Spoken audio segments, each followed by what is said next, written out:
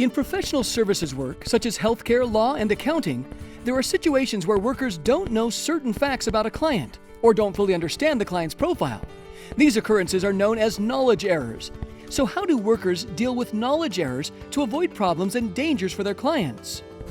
By studying high-performance primary care clinics known as patient-centered medical homes, or PCMHs, researchers discovered that PCMH workers handle knowledge errors in 4 ways: gathering, verifying, expanding, and sensitizing.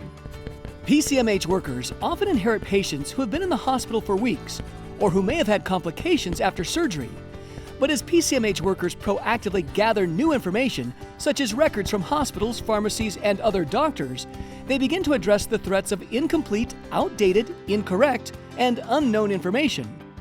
Once healthcare workers acquire that information, they verify it to prevent having outdated or incorrect information. For example, they may conduct medication reconciliation, a procedure to verify a patient's current medications and dosages. PCMH workers also expand the sources from which they acquire information, hoping to address threats of outdated or unknown information, a process which may even involve a visit to a patient's home. Lastly, these workers attempt to sensitize the entire process by including personnel from different disciplines to heighten sensitivity to unknown information. More eyes from more disciplines means better data. Wonder how professional service workers cut down on errors that may be costly or deadly? If so, you may want to read this paper.